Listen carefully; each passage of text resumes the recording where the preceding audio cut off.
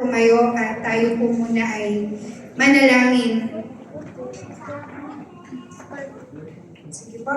Yes, Lord. Hallelujah muli, Panginoon. Sa iyo po ang lahat ng kapurihan, O Diyos. Sa iyo po, Panginoon, ang lahat ng pasasalamat, O Diyos.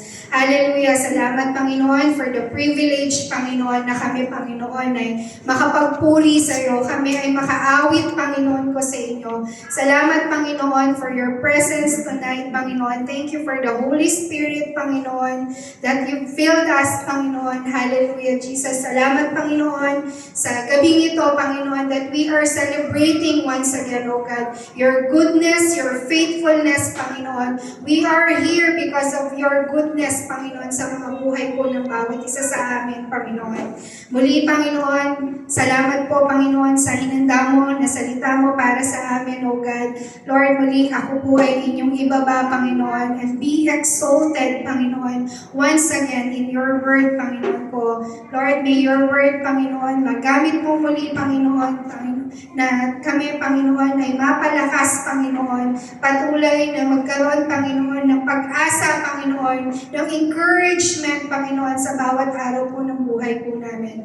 Lord, we rebuke any kinds, Panginoon, ng gawa ng kaaway sa lugaring ito in the name of Jesus. In the name of Jesus, Panginoon ko, we rebuke, Panginoon, the spirit of sleepiness, Panginoon, in the name of Jesus, Panginoon. Lord, may you be the one, Panginoon, ang siyang gumising, Panginoon, sa tenga, sa isip, Panginoon, ng bawat isa po sa amin, Panginoon. Lord, manguna ka, Panginoon. I entrust in you, Panginoon, your word, O God. Maraming po salamat. I give back all the highest praises and glory to your name. Amen and amen.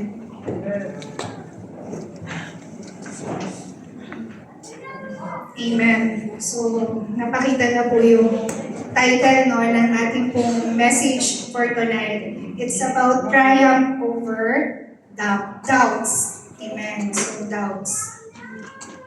Amen. So, I do believe, mga kapatid, muli, meron pong hinandang maganda po sa atin ng Panginoon na napakagandang mensahe, napakagandang revelation. Amen. Mga kapatid, sino po dito yung ayoko dito. Mga kapatid, sino po dito yung nakaranas na po ng doubts? Pagdududa. Taas nga po ang kamay. Sino na po ba yung mga nakaranas ng doubts? Ay, isa, dalawa, tatlo. Amen. So, most of us, mga kapatid, nakaranas ng pagdududa po sa buhay natin. Yung alam mo sa sarili mo na meron kang pangarap, meron kang mga magagandang plano sa buhay mo. Meron kang, alam mo na may magandang plano ang Diyos sa buhay mo. Amen? But there are times, mga kapatid, na dumadanas tayo na sa sarili natin ng pagdududa, na napapatanong tayo, Lord, kaya ko ba talaga? Kaya mo ba talaga akong i-bless? Diba? Napapatanong po tayong gano'n, na Lord, totoo ba? Totoo ba na yung pangako mo sa akin ay mangyayari? Totoo ba na yung declaration mo sa buhay ko ay mangyayari? Kaya mong gawin? Amen? So, napapatanong po ba tayo ng gano'n kay Lord? Diba, minsan marami tayo iba't ibang klaseng katanungan sa Panginoon. Sabi nga, Lord, totoo ba nung AFC natin, di ba? Ano po yung title nun? Ano po yung natin nung AFC? Sino pong nakakatanda nun? It's about harvest, di ba? Ibig sabihin, nag-declare tayo that it's our harvest time. So, yun ba? Nung paglabas po ba natin, hawak-hawak pa rin po ba natin? Hanggang ngayon yung dineclare natin doon, that kaya tayong pagpalain ng Panginoon? Amen. So sabi nga po, minsan, di ba po, kunyari galing tayo dito sa church, paglabas pa lang natin, mga kapatid, di ba, dito puspos na puspos tayo eh. Dito, we are, feeling blessed, di ba? Lord, I declare na ganito. Tapos paglabas natin, may nakasalubong tayo na someone will make us doubt. Kaya ano bang ginagawa mo dyan sa church na yan? Ano bang napapala mo dyan? Ikaw ba yung mayaman sa church na yan? Diba po? Minsan may mga ganong klaseng, minsan may mga ginagamit ang kaaway na tayo po ay mag-doubt. Amen? So sabi po dito may iba pang pong tanong, Lord, totoo ba? Kaya mo kaming bigyan ng bahay at lupa. Lord, totoo ba? Kaya mo kaming bigyan ng magandang trabaho. Nakailang pasa na ako ng resume, Lord. Hanggang ngayon, hindi pa ako nagkakaroon ng trabaho. All of us experience this, mga kapatid. Amen? Ba't nagpabaya po ba ang Panginoon? Hindi po, di ba? Amen. Recently lang po narinig natin ang testimony ng ating kapatid na si Ate Sarah, di ba? Na she didn't give up sa prayer niya, sa pinanghawakan niya, na kung ano yung prayer niya kay Lord. Specifically, hinintay niya po yun at pinagkatiwalaan niya. Nag-doubt po ba tayo, Ate Sarah? Amen. So, glory to God po. So, sabi nga, Lord, kaya mo ba kaming bigyan ng anak? Yes. Amen. Di ba po? Hindi na po kami, ha? Lord, sabi po dito, kaya mo po ba akong gamitin? Sure ka ba, Lord, sa kakayanan ko? Diba po?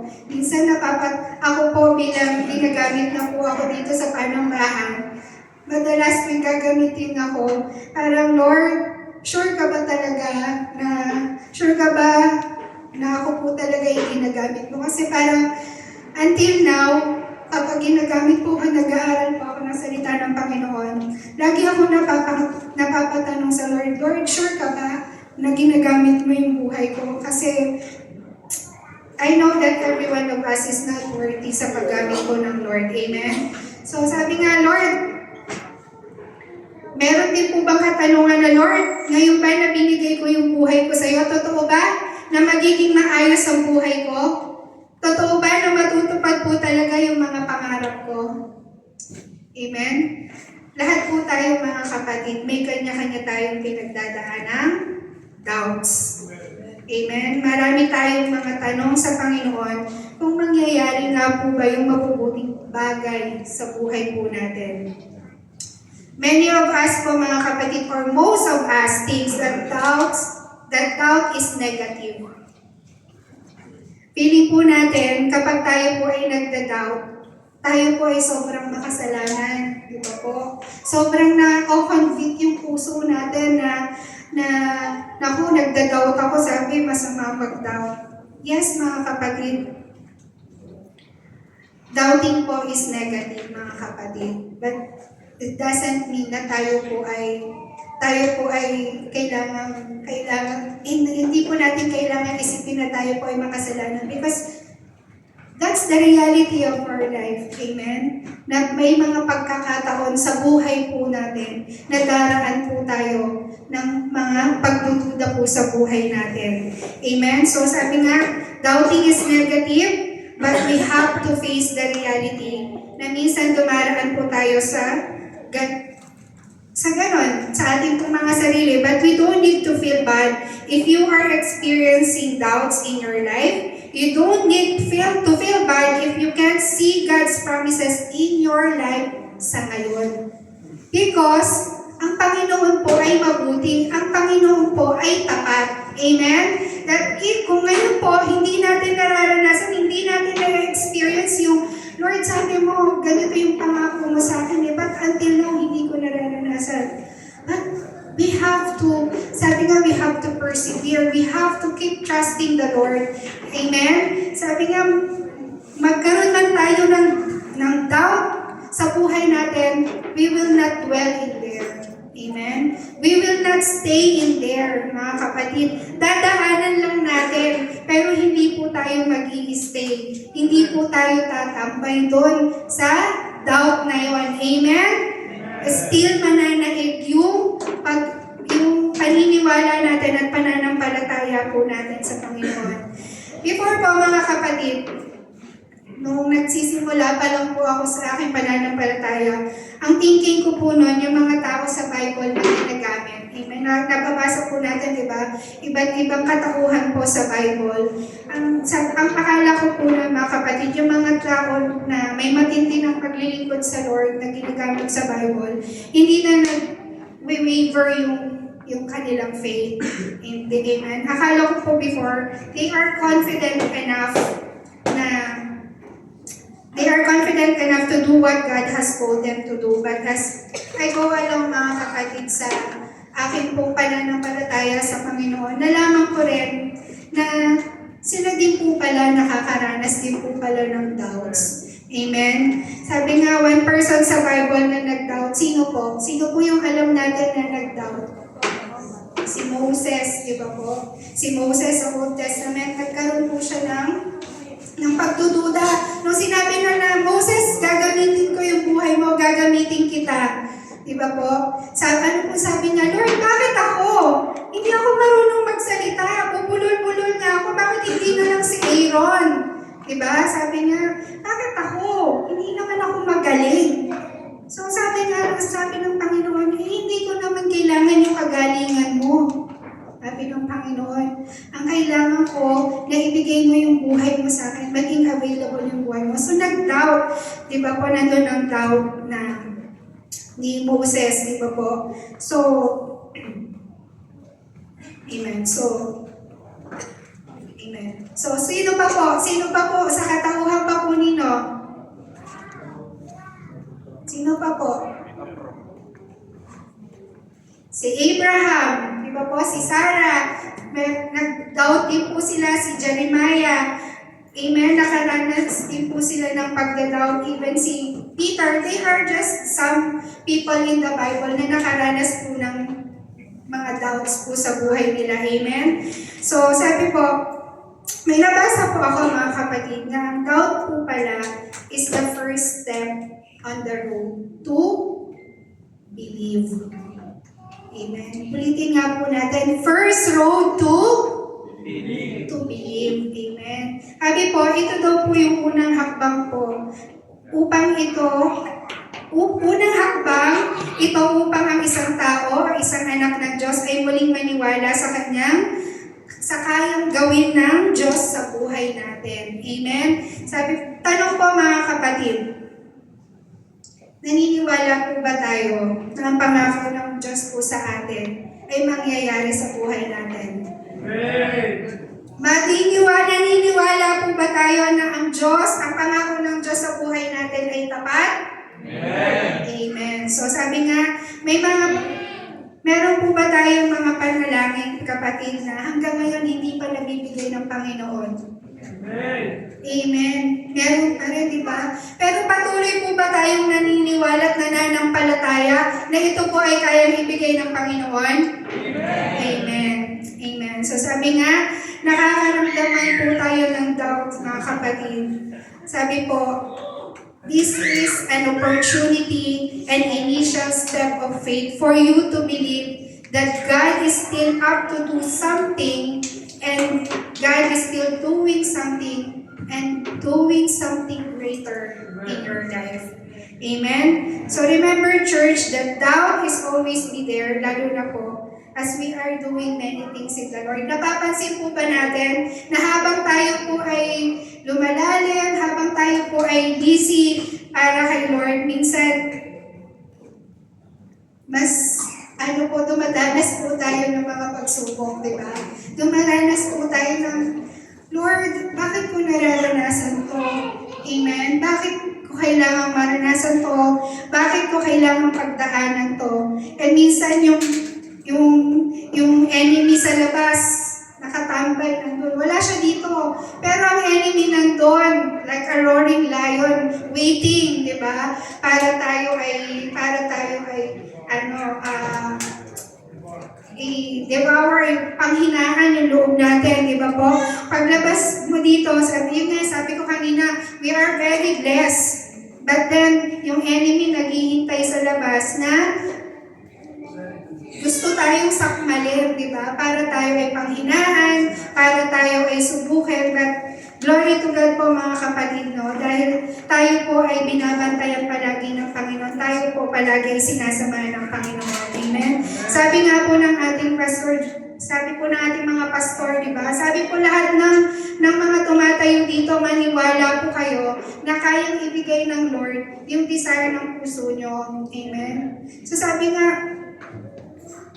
Lord, paano yan? Yung desire ng puso ko magkaroon ng sariling bahay. Paano naman ako, Lord, magkaroon ng sariling bahay? Cellphone yan, hindi ako makabili. Yun na, nasubok na yung pananampalataya natin sa Panginoon. Sabi nga kanina sa awitin, di ba? Ano po yung awitin kanina? Nothing is impossible to the Lord. Amen? So sabi nga, mapapadoubt nga daw po tayo mga kapatid. Magkakaroon nga daw po tayo ng doubts. Paano po tayo magkakaroon ng doubts? Napakaganda, napakalaki ng pangako ng Panginoon, yung promesa ng Panginoon sa atin, ang laki-laki, ang ganda-ganda. So, Lord, parang, totoo ba yun? Totoo ba yung pangako mo sa akin na kaya mo akong pagyamanin, na kaya mo akong i-bless, na kaya mo akong bigyan ng trabaho, na kaya akong magkaroon na matupad lahat ng pangarap ko, kaya mo akong ipasa sa lahat ng mga exams. Diba? Minsan, Lord, hindi naman ako yun, hindi naman ako matalino, hindi naman ako ganito, Lord. Paano mangyayari yun? It's because of the grace of God. Amen. Purihin po ang Panginoon sa bagong pagpapala po ng ating kapatid na sila Ate Christy. Amen. Salamat po sa Diyos at napakabuti ng Panginoon. Amen. Sa pagkakapasa ng ating kapatid na si Ate Afra. Amen. So, ang buti ng Lord, sabi nga, may nabasa po ako about doubt. Sabi po dito, faith is not the absence of doubt. Faith is to defeat and overcome your doubt. Faith is pushing forward while doubt exists. Yes, doubt is there mga kapatid, but kailangan po mas manaig ang ating pananampalataya. At pag tayo po ay may pananampalataya po sa ating Panginoon, sabi po dito, we can push. Kaya nating matanggal yung pagdududa na nag-exist po sa isip natin, sa puso natin. Dahil meron po tayong pananampalataya sa Panginoon. Amen? So, now po, let's proceed. Ano lang po yun? Introduction. Here's the real message, mga kapatid. Pero this is very quick, mga kapatid. Sabi po, the title po of our message is Triumph Over Your Doubts. Triumph over doubts. Sino po ang familiar from 1 Samuel chapter 17? Sino po ang familiar dito, mga kapatid? Sino po ito? Meron po akong gift. David ko lang. Praise God po, Pastor. So, sabi nga, David is doubt sa mga kapatid is always there. Pero paano natin ito mapagtatagumpayan? Sa tulong at biyaya po ng ating Panginoon. Ina-expect ko pa naman po, lahat kayo, alam nyo na itong first chapter 7. I believe lahat po tayo. Itong mamang to, mga kapatid, is kilala na natin, di ba po? Siguro nga, si David na naman. But then, I believe, mga kapatid, na always may bagong message si Lord. Si Lord, may bagong revelation si Lord. Amen. Sa tuwing tayo po ay tumatayo dito sa harapan. Amen. Yes, King David is very popular na alam kong ang bawat isa is kakilala na si King David.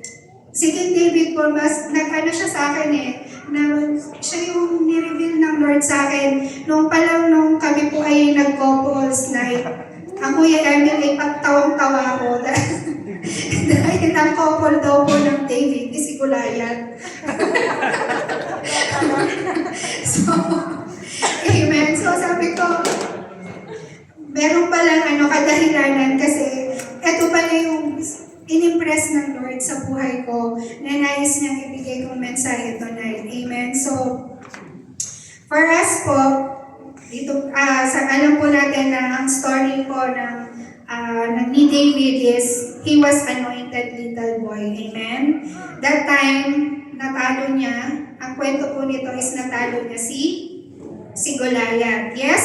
Tinalo at pinatay niya si Goliath, mga kapatid. Pero alam niyo po, bago siya sumabak sa laban niya kay Goliath, alam po ba natin na humarap din tong si David sa tatlong doubts bago po siya mag-proceed lumaban kay Goliath. Amen? So sabi nga, hindi ko na po babasahin, mga kapatid, ang buong hihimay-himayin po natin. I will not read the whole chapter of 1 Samuel chapter 17, baka pagtapos ko lahat po kayo ay tulog na. Amen? So hihimay-himayin po natin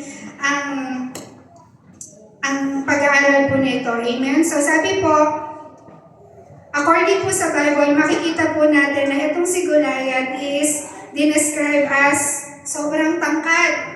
Ini-imagine ko nga kanina, ini-imagine ko nga nang inaaral ko to, yung pizza ko si Algin, ang tangkad na. Eh si Goliath, dinescribe siya as 9 feet tall. So gano'n yung kataas, di ba?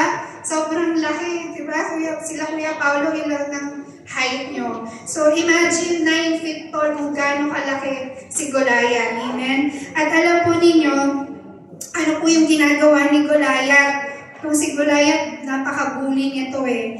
Pinapahiya niya yung mga army of Israelites. During that time, for how many days na ganun, araw-araw, for how many days na si Goliath is binubuli niya to, minamaliit niya to mga army of Israelites na to.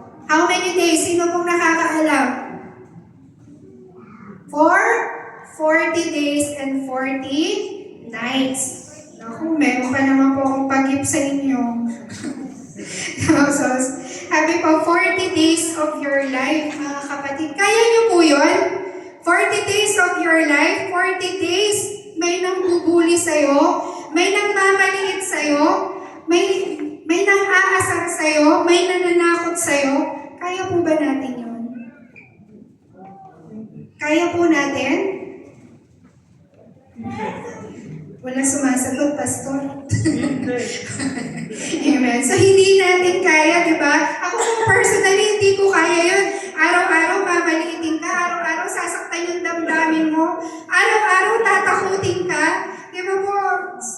Ako, ayoko kasi, in that 40 days, feeling stress ka, di ba po hindi maganda sa pakiramdam? Yun nga lang isang araw na stress ka, napakapangit sa pakiramdam. What more? Yung 40 days na merong nang i-stress sa'yo. Tayo pong mga Pilipino, mga kapatid, we are known sa pagiging matiisin. Di ba po? Matiisin sa lahat ng bagay. Pero I don't think na itong mga pag may nanliliit sa'yo, baka hindi ka makakapagpigil. Amen? Sino po mainitin ang ulo dito? Ang babae? Amen. So wala pong mainitin ang ulo dito. Lahat binago na ng Lord. Amen? So ganun po yung scenario ng mga Israelites before, mga kapatid. Si Goliath, niyuyurakan sila, minamaliit sila during that time. So kung babalikan natin yung scenario na yan, mga kapatid, Goliath was just mocking Israel. Hinamon niya ang Israel that time. Sino ang kayang lumaban sa akin? Sino sa inyo ang matapang? Eh, mayabang si Goliath. Yun ay kung kaya nyo akong talunin. Diba? So, unfortunately, wala ni isa ang may gustong lumaban sa kanya. Amen? Because of fear, mga kapatid, dahil sa takot. During that time, ang hari ng Israel po is si King Saul. Amen? And siya po yung pinaka-qualified na lumaban kay Goliath. But unfortunately also, King Saul also is afraid. Amen? Hindi din po niya kayang labanan si Goliath. Siya din po ay takot. So ang ginawa po ni King Saul, mga kapatid, nagbaba siya sino man yung taong mag-volunteer or nais lumaban kay Goliath, ano po yung sabi niya? He will provide great wealth. Pagyayamanin daw po niya ito. Sino po ba dito yung gustong yumaman? Amen. Amen. Ang bilis ng sagot, Pastor. Pagyaman, ang bilis. Amen. So, sabi po doon, bibigyan ko ng yaman. Ang pangalawa, ang reward niya is, ang pangako ni King Saul is, ibibigay niya ang kanyang anak na babae. Amen. At ang pangatlo, sabi niya, magiging exempted sa lahat ng pagbabayad po ng taxes, ng buwis sa Israel. Amen. So one day, dumating po dun si David, mga kapatid. Si David po is isang ordinaryong tao, isang ordinaryong bata na nangangalaga ng tupa. Iisa lang po ang meron si David, mga kapatid, na dinescribe kay David. Ano po yung iisang meron si David? Tirador. Ano po? Ano po? Tirador. Sabi ko na tirador ang isasagot nyo. So, ang isa po meron na character si David is mahal na mahal niya po ang Panginoon. Amen? So, sabi, in love po siya kay Lord. At meron po siyang great anointing. Amen? That time po, inutusan lang siya ng kanyang tatay, mga kapatid. That time, inutusan po si David ng kanyang tatay magdala ng tinapay at keso sa kanyang mga kapatid na nandun sa kampo, nakasali sa mga army of Israelites. So, inutusan siya upang magdala ng tinapay at keso, di ba? Sa kampo, meron po siyang 3 kapatid. Amen. Pero hindi po alam ni David na sa simpleng pagsunod po niya sa kanyang tatay ay mauuwi sa pagbabago po ng kanyang buhay.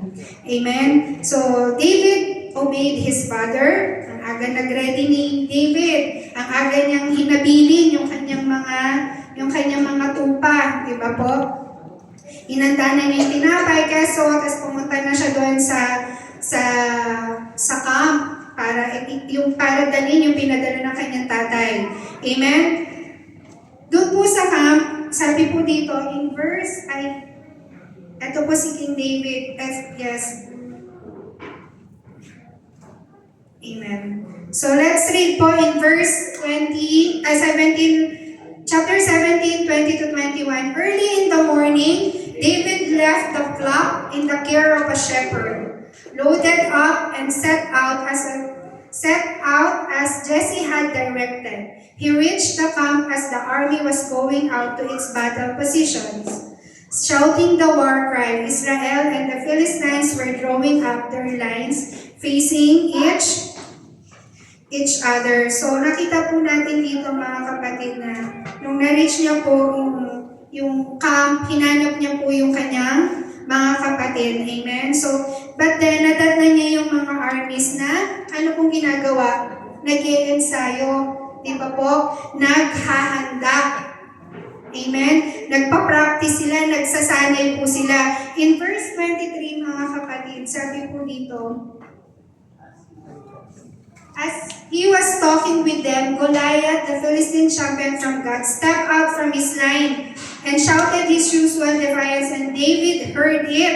So narinig po niya, nakita po niya, narinig po niya na nagbubuli, nananakot, di ba po, na mamaliit, na tinatakot pa yung mga Israelites. Amen? So sa verse 20, sabi po dito, as he was talking with them, Goliath, the Philistine champion from Gath, stepped out from his lines and shouted his usual defiance, and David heard it. And sabi po sa verse 24, mga kapatid, as soon as the Israelite army saw him, they began to run in fright. So nung makikita na nila si Goliath, di ba? Takot na sila, magsisitakbuhan na po sila. Pero yung sa dami po nilang armies, takot sila sa isang Goliath. So nakita sila ni David, di ba, na nagtatakbuhan dahil po sa takot, para silang mga langga, mga kapatid. na takot kay Goliath. So then in verse 25, mga kapatid, sabi dito, now the Israelites had been saying, do you see how this man keeps coming out? Nakita mo ba? Nakita mo ba yan si Goliath? Yan si Goliath, sabi niya. He comes out to defy Israel. The king will give great wealth to the man who killed him. Ito po yung sinabi ko kanina na binigay na memo po ni King Saul. Na kung sino man yung lalaban at makakatalo, ito po yung kanyang i-reward. The king will give great wealth to the man who kills him. He will also give him his daughter in marriage and will exempt his family from taxes in Israel. Amen. So, sabi po dito, yung po yung narinig na ni David na nag-uusap-usap ang mga Israelites. Yan sinabi po sa kanila na, yun, nagsusumbong yung mga Israelites na, alam mo ba, niyuyurakan niya ang bansang Israel. Pinapahiya niya ang bayan ng hinirang ng Diyos. Amen. So, then narinig din po ni David yung, ito nga, yung binabang memo ni King Saul. Amen. So, ito si David, kahit narinig na po niya, David asked the men standing near him, what will be done for the man who kills the Philistine and removes this disgrace from Israel? Who is this uncircumcised Philistine that he should defy the armies of the living God? Sino ba to? Sino ba tong Philistine guy na to na minamaliit ang mga ang armies ng taga-Israelites. So sabi niya, what will be done for the man who kills the Philistines? So sabi sa 26, sabi po dito, sabi po sa verse 27, inulit po ulit kung ano po yung reward, ano po yung binabang memo, ano po yung gustong ibigay ni King Saul para po sa makakatalo po kay Goliath. Amen. So ito na, that moment mga kapatid, alam po ni David na nangungusap na ang Panginoon sa kanyang buhay. Amen. Nagmi-minister na po ang Diyos sa kanyang buhay. Nakakaramdam na po si David na hindi po aksidente na inutusan siya ng kanyang tatay para pumunta doon. Naiintindihan na niya, nauunawaan na niya yung purpose na bakit siya kailangan pumunta doon. Hindi lang para magdala ng tinapay at keso. Amen? Mga kapatid, nakakaramdam na po siya ng sense of purpose. Amen? Sino po dito yung nakakaramdam na we have the sense of purpose dito po sa mundo nito? Isa lang po? Amen.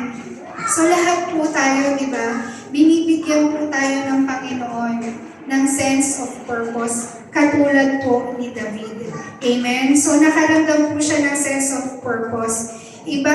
Sabi nga po, ibang-iba yung perspective, ibang-iba yung mindset po ni David, mga kapatid. Imagine, ang laki-laki po ni Goliath, mga kapatid.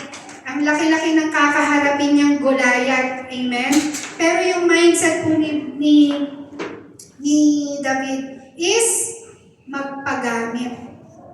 Mga kapatid, makikipaglaban po siya. Yun po yung mindset niya. Hindi niya na, yung perspective niya is kailangan matalo ko yung Goliath na yan. Abay, loko yan Loko yan. Walang ginawa kundi maliitin, takutin ang mga taga-Israelites. Amen? Ang bayan ng Diyos. So, ang focus niya, yung perspective niya, yung mindset niya is matalo yung Goliath na yon, malabanan yung Goliath na yon. Amen? So sabi niya, kung walang makikipaglaban, patuloy niyang yuyurakan ang bayan ng Israel. Kaya sabi ni David, willing akong magpagamit. Ako ay lalaban. So yun na nga, si David, super confident na po siya. Ang ganda-ganda na ng plano na nilagay ng Lord sa kanyang puso. Amen? Ando na yung excitement niya sa gagawin niyang pakikipaglaban kay Goliath. Amen? Pero na nga, Ito na nga mga kapatid, sabi nga, may biglang dumadating na mga doubts. And si David, nakaranas din po siya ng doubts. Andun yung excitement niya na eh, nandun na yung confidence niya na makikipaglaban ako, kasama ko ang Diyos, kayang-kaya kong talunin si Goliath. But then, sabi nga, there are 3 doubts that David encountered. Ano-ano po yun mga kapatid?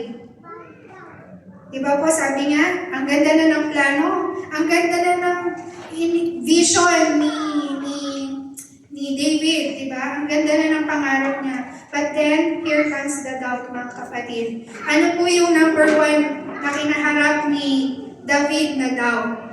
Walang iba po kundi si Eliab. Sino po si Eliab mga kapatid? Kapatid.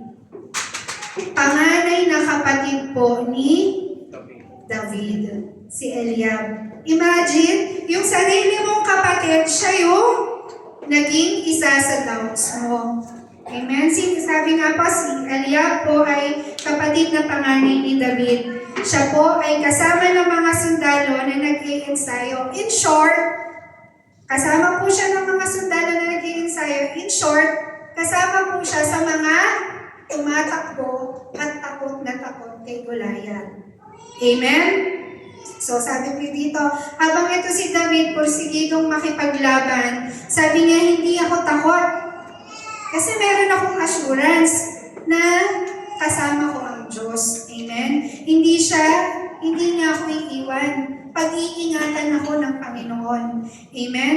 So here's the verse 28 mga kapatid. Sabi po dito, when Eliab, David's oldest brother, heard him speaking with the men, burned with anger at him and asked, why have you come down here? Bakit ka pumunta dito, David? Sabi ni Eliab.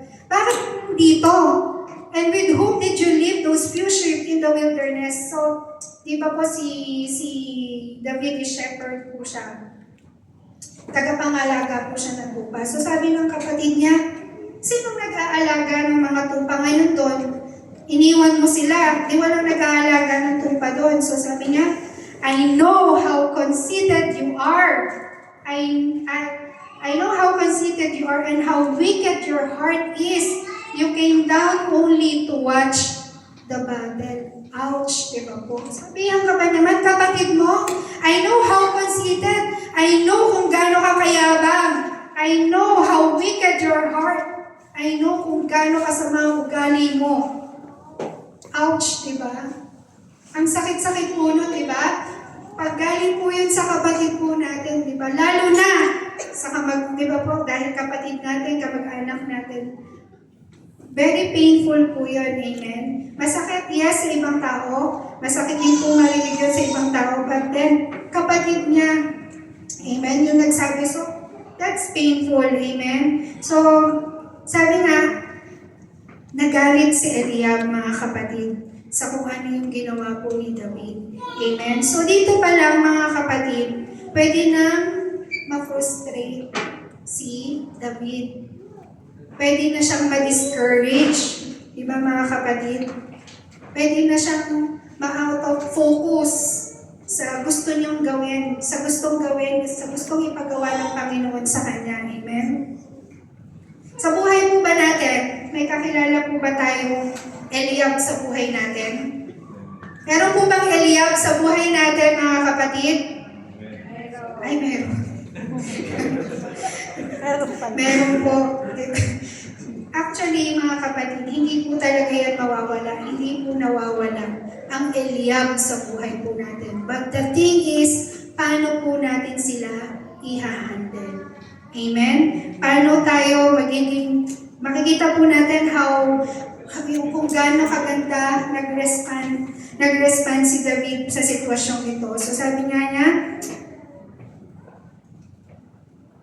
sabi po, at yung kaaway po natin na gusto niya, pag yung na po tayo, yung ready na po tayo, yung paabante na po tayo, yung gagawin na natin yung gustong gawin yung gustong ipagawa sa atin ng Panginoon, doon siya aatake, doon siya maglalagay ng doubt sa isipan natin. Amen? Andun yung excitement, di ba? Si David, nandun yung excitement, nandun na yung ano niya na porsigitong-porsigito na siya. But then, ito yung kapatid niya, galit na galit. Di ba? Na, ano ka, habi hindi parang sinasabi niya na hindi mo yan kaya. Bakit ka nandito? Nandun ka, tagapag-alabang ka lamang ng tupa. Amen? So, grabe ang accusation. Grabe ang accusation ni Eliab kay David. Amen? So, sabi nga, mga kapatid, doubts is always be there and the enemy will use that para i-try tayo i-accuse upang mapanghinaan po tayo ng loob. That is the lies of the enemy. Amen? Kasinungalingan po yun ng kaaway, mga kapatid. Yung ginawa po ni Eliab, kina-question niya yung motives ni David. Amen? Pwede, yun nga sabi ko kanina, pwedeng dito ma-frustrate, ma-discourage si David. Amen? Pero alam niyo po, yung sabi po, remember lahat ng accusation is galing po yun sa kaaway, mga kapatid. Hindi po tayo, never po ang Panginoon na i-abuse po tayo. But then, ang Panginoon na meron po tayo, so tuwing tayo po ay may mga pagkakamali sa buhay po natin, may nagagawa po tayong pagkakasala, hindi tayo para i-accuse ng Lord. He never accuse us. Yes, God rebuke us. Amen. God convict us. Amen. God changed. God wants us to change. Amen. God wants us to transform, pero hindi po accusation ang nais po ng Panginoon sa atin. Amen? So, tumingin nga po tayo sa ating mga katabi, mga kapatid. Pakisabi po sa inyong katabi, hindi ikaw si Eliab. Amen? Hindi po si Eliab yung katabi ninyo. Amen? Isa pong blessing yung katabi po ninyo. Amen? Wala po dito si Eliab. Amen? So, wala pong accuser dito na katulad po ni Eliab. Amen? Kung may naririnig ka na, mga kapatid, kung may naririnig po tayo na hindi ka worthy, hindi ka karapat-dapat, wala kang kwenta, yung nakaraan mo ay napakasama para gamitin ka ng Panginoon. Lahat po yan, mga kapatid, are lies. Kasinungalingan po yan. Galing po yan sa kaaway. Hindi po yan ang boses ng Diyos. Amen? Nung narinig yun ni David, mga kapatid, sabi ko nga, pwede po siyang ma-discourage. But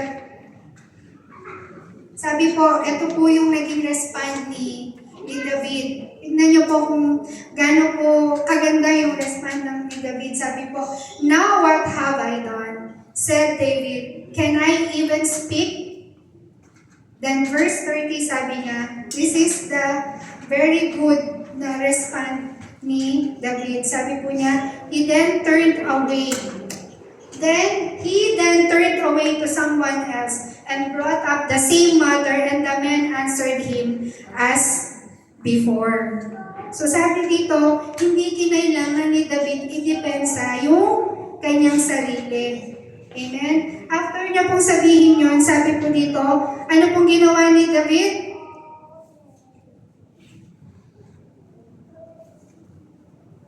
He turned away. Pakisabi nga po, turned away.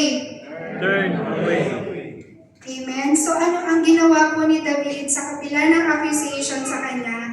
Dahil alam ni David na hindi naman totoo yun, di ba? Yung sinasabi sa kanya ng kanyang kapatid, wala namang katotohanan yun. Alam niya sa puso niya na hindi totoo, na siya ay wicked, na siya ay conceited. Alam niya sa puso niya, hindi yan totoo. Hindi yan ang gusto ng Diyos na marinig ko. Amen? So, sabi niya, alam niya sa puso niya na that is only a distraction. Amen? So, sa kapila ng accusation na yun sa kanya, mga kapatid, ang ginawa ko sa kanya, kay Eliab is, he turned away. So, ano pang message sa atin ng Lord sa gabi nito, mga kapatid? Pag inakusahan ka ng taong nasa paligid mo, anong gagawin natin? Makikipag-away po ba tayo? Ano pong turo sa atin? Practice nga po natin. Kuya Paolo, wala kang kwenta.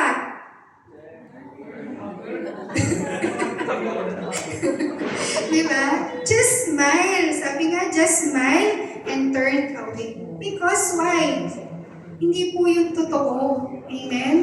Hindi yung totoo, Kuya Paolo. Dahil tayo, sa mata ng Diyos, we are very important. We are very special. Amen? So, hindi po yun, wala pong katotohanan yun. Amen? So, sabi nga, pag sinabi na wala tayong hindi natin kaya, pag sinabi na masama ugali natin, pag sinabi na mayabang tayo, let's turn away, mga kapatid. Yung mga hindi magagandang salita, hindi po totoo yan. Amen? So, hindi po tayo kailangan pumatol. Hindi po tayo kailangan puminit ang ulo. Hindi. Amen? So, sabi nga, nandito po tayo, yes, nung wala tayo sa Panginoon. Yung first reaction natin, abay, loko ka, di ba? Makikipag-away tayo, papatunayan natin sa kanila na hindi totoo yan. Di ba? But then, the Lord is good. Amen? Na binibigyan po tayo ng katuruan ng Panginoon kung paano po tayo mamumuhay. And hindi ka mawawalan. Walang mawawala sa'yo when you turned away. Amen? Hindi po yun kaduwagan. Hindi po yung kawalan sa atin. Amen? So sabi nga, lingon ng may ngiti and turned away. Sabi nga, because hearing the voice of the enemy is not even worth listening to. Amen? Hindi, yung boses po ng enemy, hindi yan worth it para bigyan natin ng panahon. Bigyan natin ng oras sa buhay po natin. I-distract lang po tayo niyan eh. Amen? Distraction po yan. Mawawala po tayo sa focus pag pinakinggan po natin yung sinasabi ng kaaway sa buhay natin. So, grabe yung strategy ni David, mga kapatid. Napakaganda nung sinabi niya that he turned away. Sabi niya, nag-focus lang siya. Simple lang, mga kapatid. Anong ginawa ni David when he turned away?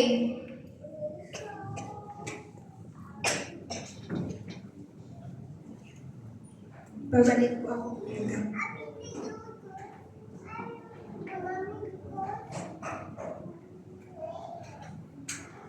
So, sabi po niya dito, okay na ba Kuya 28? Okay po. Sabi niya po dito, he turned away to someone else and brought up the same matter and the man answered him as before. So sabi niya, after he turned away, bumalik siya dun sa kanyang kinakausap. Sabi niya, ano na nga, ito yung plano natin. Yung kakalabanin ko, lalaban ako kay Goliath. So bumalik siya kung ano yung nais ng Panginoon sa kanya, kung ano yung gustong gawin ng Panginoon, ipagawa sa kanya ng Panginoon. Hindi niya inintindi, hindi siya nag-focus sa kung anong mga bagay na masasakit na sinabi ng Panginoon, ng kanyang kapatid. Amen? So sabi nito, David focus sa anong pinapagawa ng Diyos. Amen?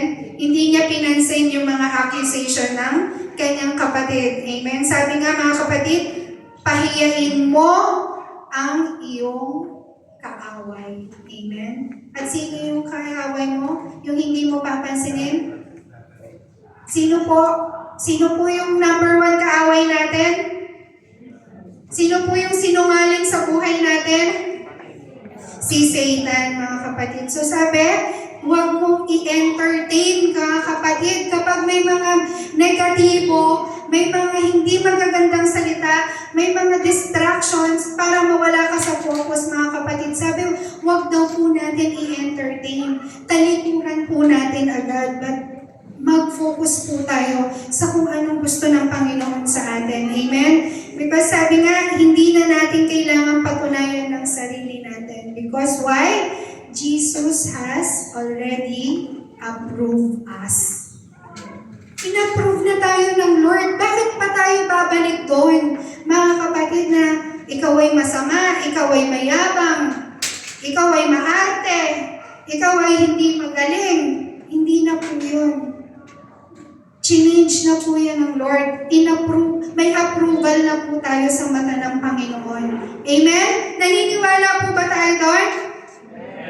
Amen. So, hallelujah. So, sabi po, makinig ka po sa boses ng Panginoon na nagsasabing, anak, I have greater plans for you. Amen? So, number 2, mga kapatid, after po ni Eliab, after niyang mag-turn away kay Eliab, mga kapatid, eto na. So, ready na ulit. Diba? Ready na ulit makipaglaban. Ready na ulit. Hindi na niya pinansin. Hindi siya nag-focus kay Eliab. But then, bigla pa rin umaatake talaga yung doubts. Susubukin ka pa rin. So, sinubok pa rin si David. Kanino naman pong buhay?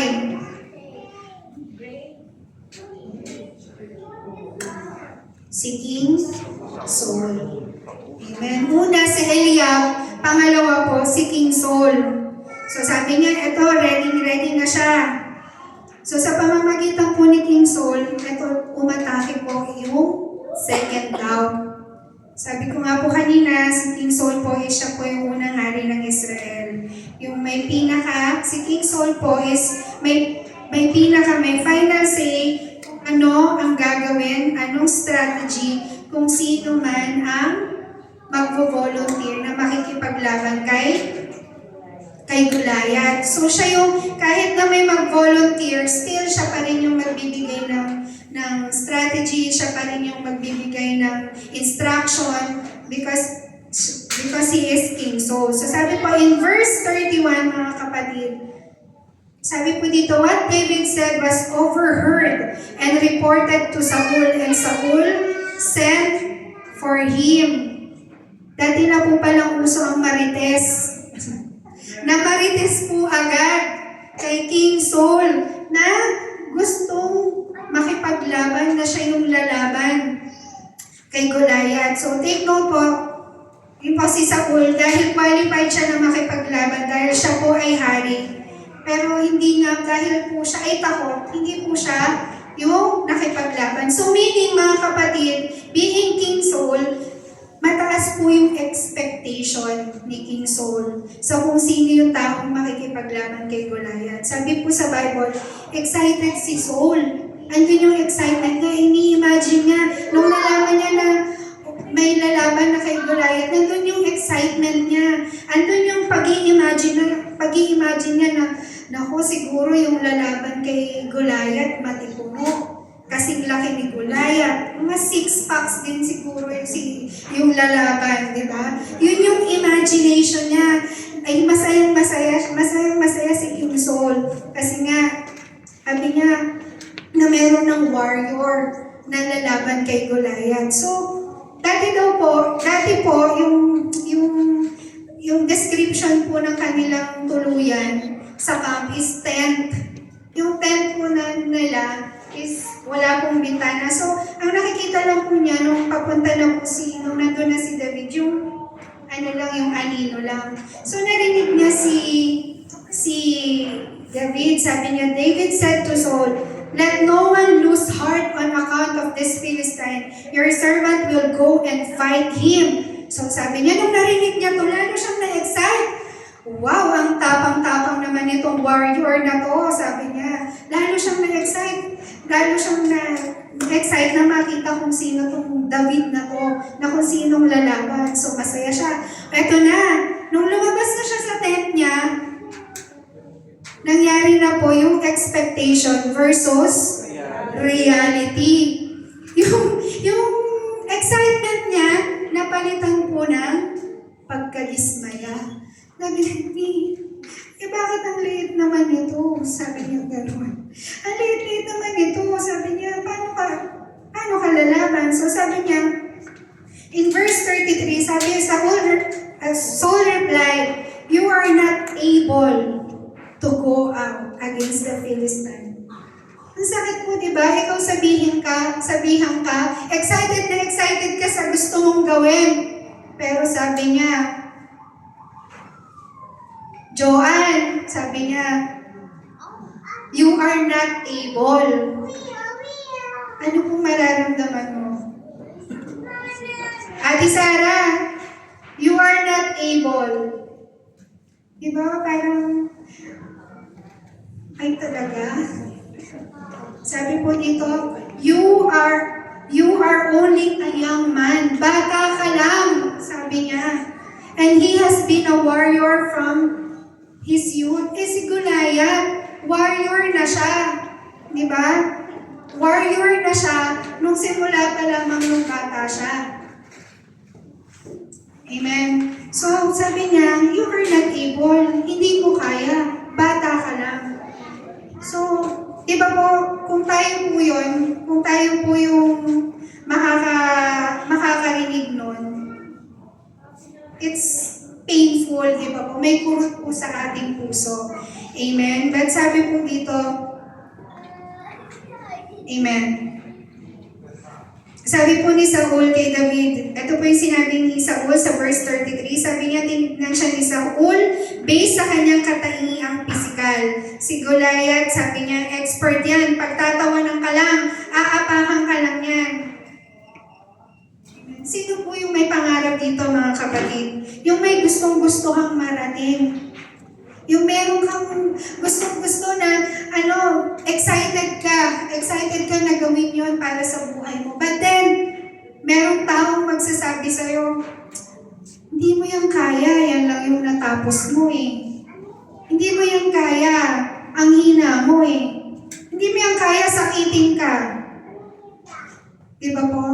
Isa nakakaranas tayo, merong mga ganun sa paligid po natin na magdi-discourage po sa atin. Amen? Pero pinapakita po ni Lord kay David, hindi pa rin po natinag yung pananampalataya ni David. Sabi po, pinapakita ni Lord kay David yung pagsama niya sa kanya. Yun ang nakikita po ni David sa buhay niya. Mukha man siyang maliit, bata, sa mata ng tao, mga kapatid. Mukha man imposible na matatalo niya si Goliath. Pinakita sa kanya ni Lord na anak, sabi ng Panginoon, sasamahan kita. Amen? Why? Because it doesn't matter, mga kapatid, what people see in you. What matters is what God says about you. Yung po yung pinaka nagmamatter. Kung ano po yung sinasabi ng Panginoon sa'yo. Amen? Hindi natin kailangan pakinggan, mga kapatid. Ito po yung mensahe ng Panginoon sa atin. Hindi natin kailangan pakinggan na we are weak, hindi mo kaya, eto ka lang. Hindi po yun yung dapat na i-entertain natin sa buhay natin. But instead, tignan natin kung ano ka sa mata ng Panginoon, kung ano yung sinasabi ng Panginoon sa'yo. Pag sinabi ng Panginoon na, anak, kaya kitang pagpalain, kaya kang pagpalain ng Panginoon. Amen? Amen. Lahat po tayo naranasan na yun. Amen?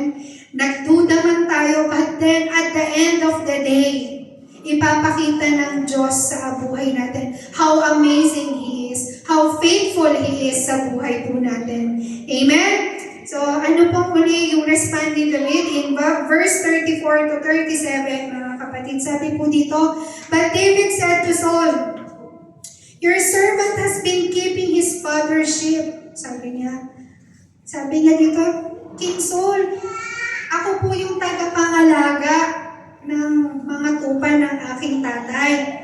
When a lion or a bear came and carried off a sheep from the flock, kapag meron daw po mga lion o na bear na kinuha yung mga sheep nila, I went after it, struck it, and rescued the sheep from its mouth. When it turned on me, I seized it by its hair, struck it, and killed it. Yun yung describe niya na leon at bear. Oso po yun, no?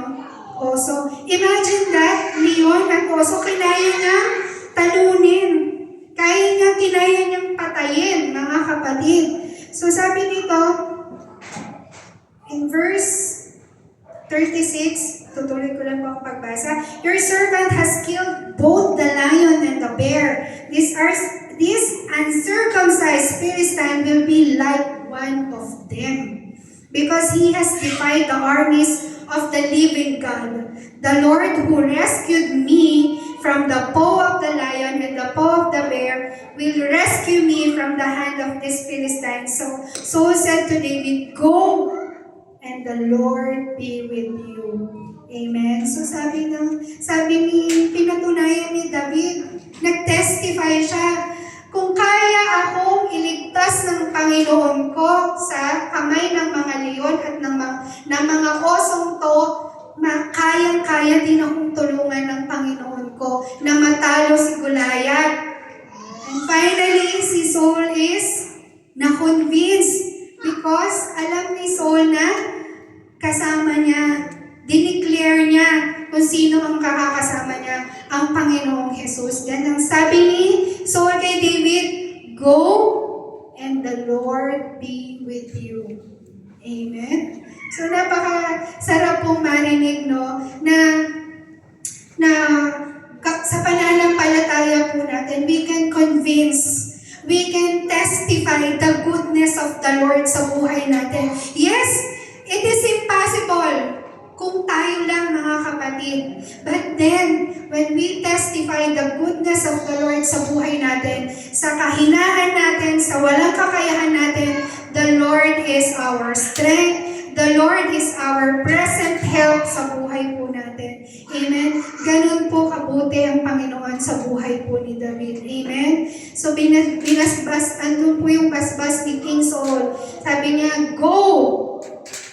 Sabi niya, "And the Lord be with you." So sabi, hindi takot si David dahil alam niya na kasama niya ang Panginoon sa buhay niya. Kung doon nga sa oso, doon nga sa leon, hindi siya pinabayaan, how much more dito sa kanyang pakikipaglaban. Amen? So sabi nga, the Lord that we have, mga kapatid, never change. Amen? Sabi po, Jesus Christ that we have is the same yesterday, today, and forevermore. Hindi nagbabago ang Panginoon na meron po tayo. Amen? Glory to God po. Ito na, finally, mga kapatid, na-convince na si Saul na makipaglaban po si David. In verse 38, mga kapatid, sabi po dito, "Then Saul dressed David in his own tunic. He put a coat of armor on him and a bronze helmet on his head. David fastened on his sword over the tunic and tried walking around because he was not used to them, of course."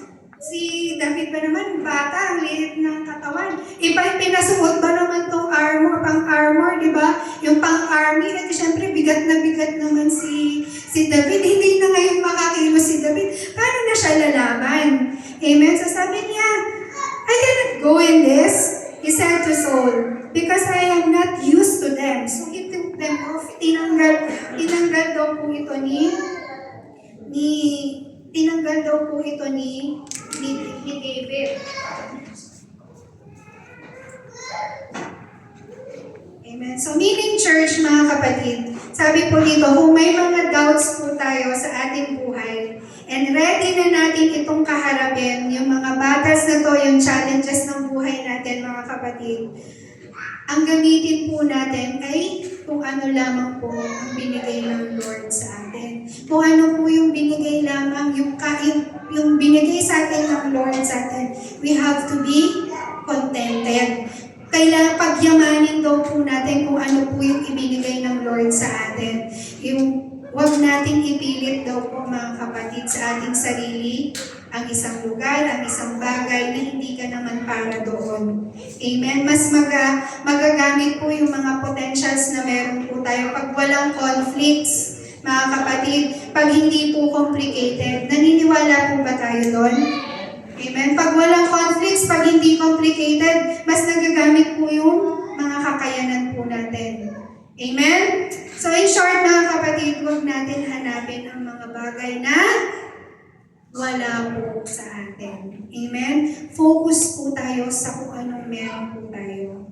Focus po tayo kung ano po yung ibinigay sa atin ng Panginoon. Amen? And finally, mga kapatid, of course, sino po ang huling kinaharap ni David? Of course, siya na, si Goliath. Amen? So sabi po, ito na, yung pagkikita ni Goliath at ni David. So sabi po dito sa verse 42, let's read. Verse 41 to 44. Meanwhile, the Philistine with his shield bearer in front of him kept coming closer to David. He looked David over and saw that he was little more than a boy, glowing with health and handsome, and he despised him. Aba, kay buti ang tingin pa rin po ni Goliath kay David is handsome, pogi. Pakitignan nga po yung mga katabi natin kung maganda at pogi po ba yan. Pakikalabit na rin po yung mga hinaantok. Pakikalabit na rin. Amen. So, diba, pogi at magaganda po ba yung mga katabi po natin? Amen. So, sabi po dito, pero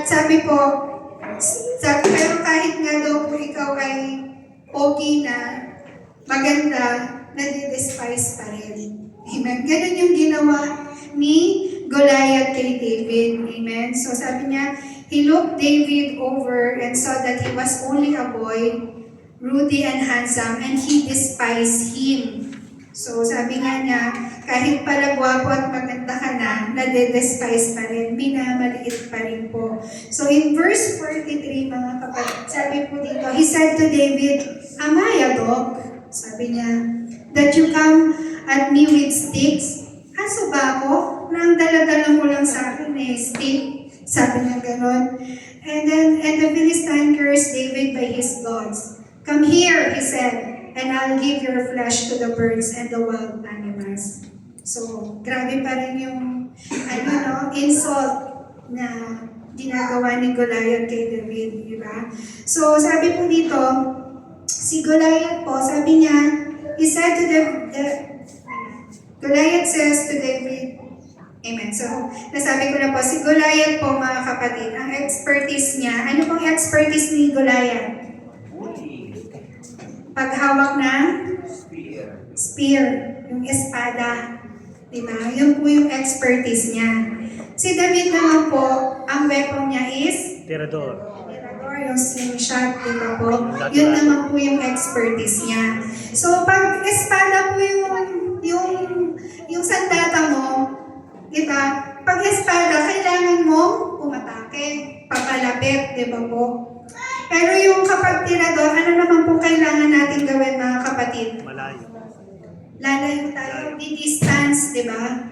Di-distance, pag nilagyan natin ng bato, di ba po kailangan natin ng buwelo, ng puwersa, di ba po, para yun ay... So, meaning, kailangan po ng distance, mga kapatid, di ba po? So, si Goliath, lumalapit sa kanya, pero siya, lumalayo. So, bakit lumalayo, mga kapatid? Bakit, ano po yung message ng Lord sa atin?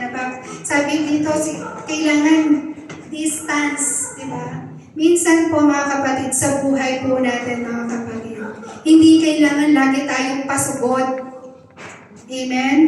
Minsan, we have to distance ourselves.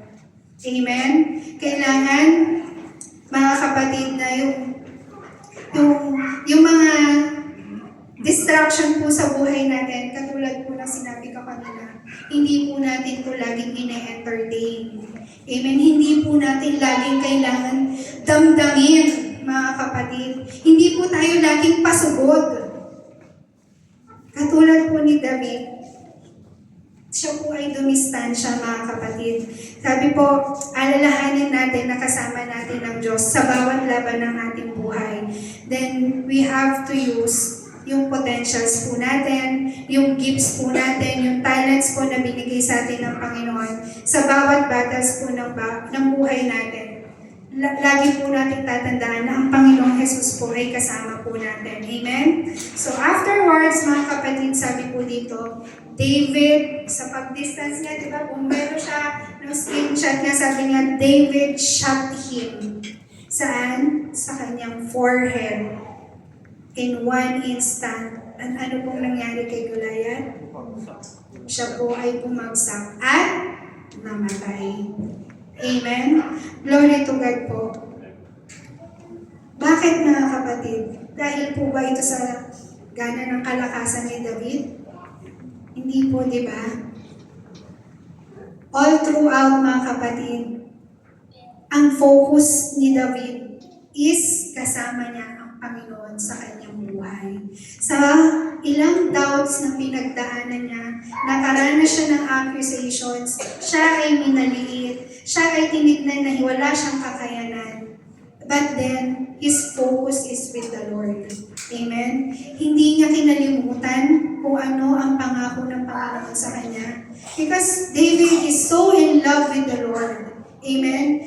He is in love na nandun lagi yung pagtitiwala niya sa Panginoon. Amen? Na alam niya na sa kahit anong battles na pagdadaanan niya, gulayat man yan, sa laki man, sa gabundok man yung problema niya, at natin mga kapatid, but then, pag alam mo na kasama mo ang Panginoon, pag alam mo na ang Panginoon mo ay hindi nagbabago, siya po ay palaging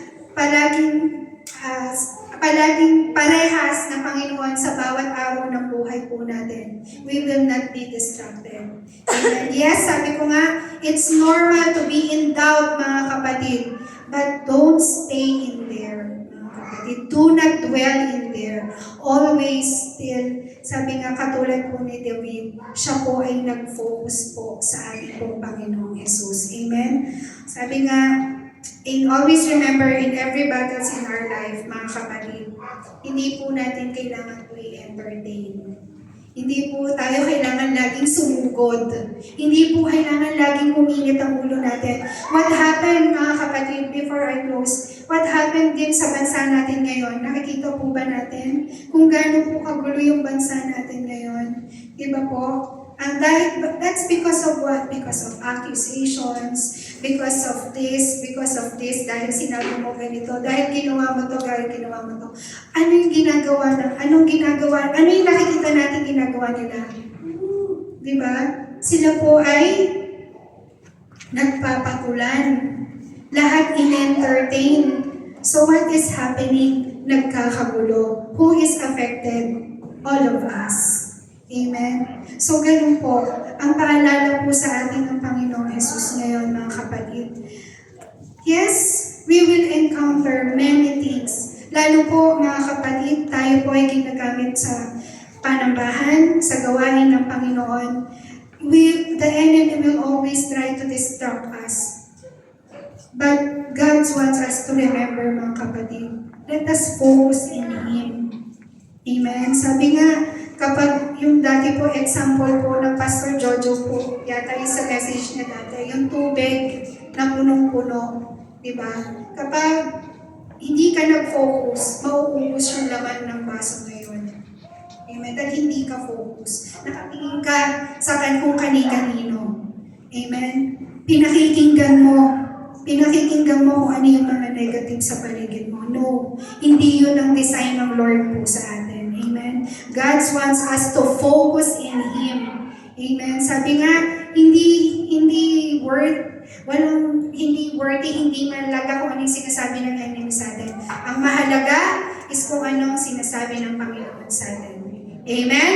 Hallelujah. Glory to God po sa mensahe po ng Panginoon sa atin sa gabi nito. I hope that everyone is encouraged and blessed through the life of David. Amen. That, yes, mga kapatid, may mga kakaharapin tayong doubts sa buhay natin. But then, ang nais ng Panginoon, let us focus. Amen? Hallelujah. Bago po tayo manalangin, tinatawagan ko po ang ating music ministry.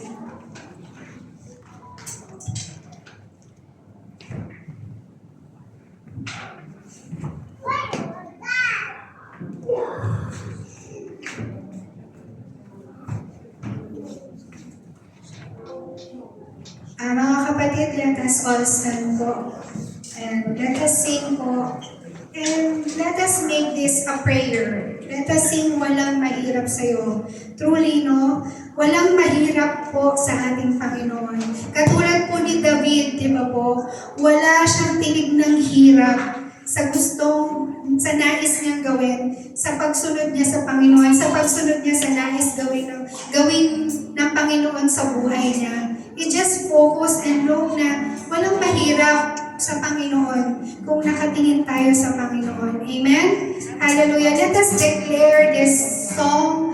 Gawin natin itong panalangin. Kausapin natin ang Panginoon, mga kapatid. Let us declare na Lord, wala pong mahirap sa iyo, O Diyos. Hallelujah. Hallelujah.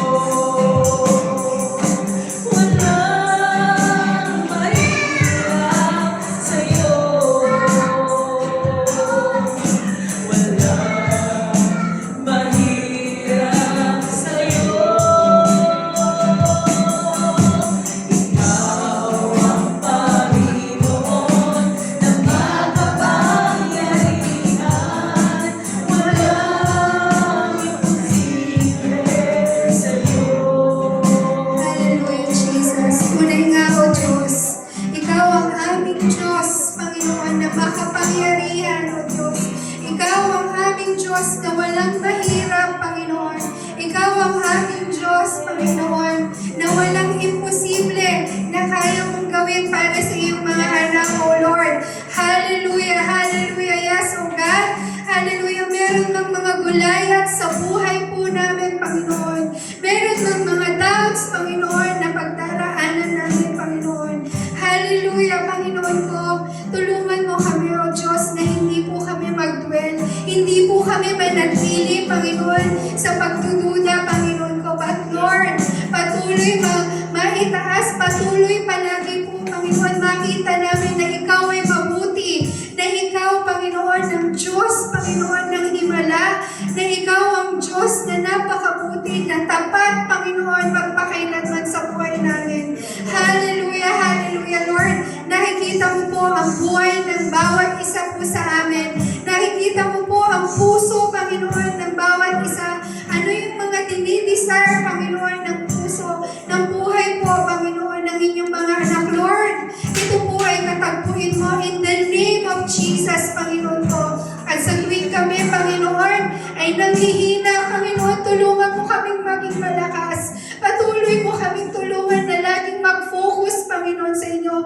Tulad ni David, Panginoon, marami man po siyang pinagdaanan. Marami man pong nagsubok, Panginoon, na siya po ay paghinain ng kalooban. But Lord, still, Panginoon, Ikaw ang nanahig, Panginoon, sa kanyang puso. Yung kanyang pananampalataya, Panginoon, ang patuloy na naitaas sa buhay niya, Panginoon. Ganun din po kami, O Diyos. Palagi mo, Panginoon, kaming paalalahanan. Palagi mo po kaming tulungan na mas lagi pang tumaas yung pananampalataya namin sa anumang pagdaanan at pagsubok po namin sa buhay, Panginoon. Lord, salamat po dahil sa inyo walang mahirap. Salamat, Lord, dahil sa inyo wala pong imposible. Salamat, Lord, that everything, Panginoon, na pangako mo sa amin, Panginoon, that is all, Panginoon, possible. Because you are so good. You are so faithful, Panginoon. Wala kaming dapat patunayan, Lord, because we receive your approval. Lord, hallelujah, you approve us already, O God. You've given us, Panginoon, your life for us to have life, Panginoon. For us to have beautiful life, Panginoon. And Lord, that is what we are declaring today, Lord, na ang lahat ng mga plano namin, mga pangarap namin, mga kakaharapin namin, Panginoon, we will always know and believe, Panginoon, that we have God that is not changing, that you are our God, Panginoon. Today, Panginoon, yesterday, today, and forevermore, O God. Hallelujah. Salamat po, Panginoong Jesus. Ikaw po ang siyang patuloy na maitaas. Sa iyo po ang lahat ng kapurihan. Pasasalamat, O God. Ito po aming samot na langit. Pagpalain niyo po ang bawat isa, O God, sa lugaring ito, O Lord. At sa mga kapatid namin hindi namin nakasama, Panginoon, sila'y katagpuin mo, sila'y abutin mo, at sila'y ibalik mo, Panginoon, sa inyong panambahan, O Lord. Salamat po, Panginoon. Ito po ang aming samot na langit. Ito, in Jesus' mighty name we pray. Amen and amen.